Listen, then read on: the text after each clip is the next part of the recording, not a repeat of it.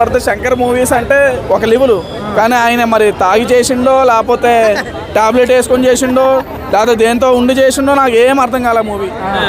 ఏంటి అసలు జనాలందరినీ పిచ్చోళ్ళు చేశాడు, అది మాత్రం నిజంగా. ఎందుకంటే ఎప్పుడు 28 years బ్యాక్ మూవీ, అప్పుడు కమల్ హాసన్ ఇప్పుడు కమల్ హాసన్ చూడడానికి ఏమన్నా ఇక్కడ ఆడు మళ్ళీ ఆడు ఏముంటుందని చక్రం వేసుకొని తిరుగుతాడు మొత్తం సార్. మళ్ళీ ఏళ్ళతో ఏదో చేస్తాడు కదా సార్, ఏళ్ళతో ఈ మరం ఇచ్చినట్టు మరం ఎట్లా గొర్రెలు నిజం గొర్రెలు అయిపోయాం.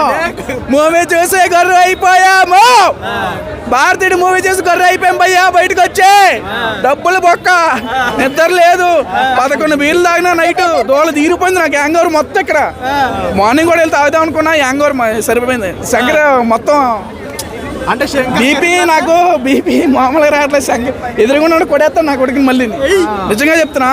అసలు ఏం తీసిండు బాయ్ మూవీ, అట్ర ఫ్లాప్ బాయ్ మూవీ మొత్తం.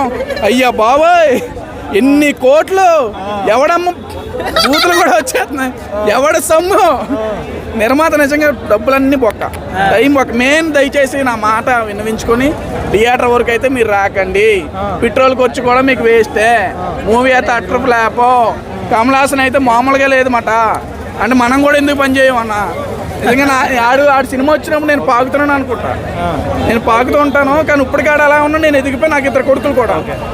అలా అయిపోయింది. ఏంటి ఫ్యామిలీ ఆడియన్స్ కూడా నచ్చదా అంటే వస్తే నిద్రపోతారా? స్టోరీ లేదు, మ్యూజిక్ లేదు, సాంగ్స్ లేవు. అసలు స్టోరీ ఉంటేనే కదా నచ్చడానికి. ఫ్యామిలీ ఆడియన్స్ నచ్చడానికి బ్లూ ఫిలిం తీసినట్టు తీసిన నా ఫస్ట్ సాంగ్ బ్లూ ఫిలిం కన్నా డైరెక్షన్ అయినా మర్చిపోయాడా లేదా పిచ్చోడు అయిపోయా నాకు అర్థం కాదు. అంటే 2 మూవీస్లో అడిగేయడం అని అనుకుంటా. ఈ ఎఫెక్ట్ నిజంగా చెప్తున్నా గేమ్ చేంజర్ మీద పడుతుంది, దయచేసి అర్థం చేసుకో శంకరు. భయపడతారు అనుకోవచ్చు, ఈ మూవీ చూసాక గేమ్ చేంజర్ మూవీ చూడడానికి భయపడతారు. నిజంగా భయపడతారు, ఎందుకంటే శంకర్ పని అయిపోయింది, ఇంకేం లేదు, మానేయాలంటారు. వేస్ట్ మీద వేస్ట్. సార్ నార్మల్ గా శంకర్ గారు అంటే మన రాజమౌళి ఒక మణిరత్నంతో పోలుస్తారు కదా సార్, ఆ రేంజ్ ఉందా స్క్రీన్ ప్లే? అంటే రాజమౌళి, మణిరత్నం, శంకరు ఆ లెవెల్ కదా. ఈ మధ్యన ఎర్రగడ్డ అనుకుంటా మొన్న వచ్చి పోయిండే హైదరాబాద్కి.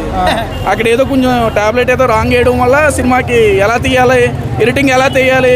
అసలు శంకర్ మూవీ అంటే నిజంగా చెప్తున్నా ఆయన ఓవర్ దరిద్రం అయిపోయింది మూవీ. సిద్ధార్థ్ యాక్టింగ్ కెరీర్ లోనే వరెస్ట్ మూవీ అనుకోవచ్చా?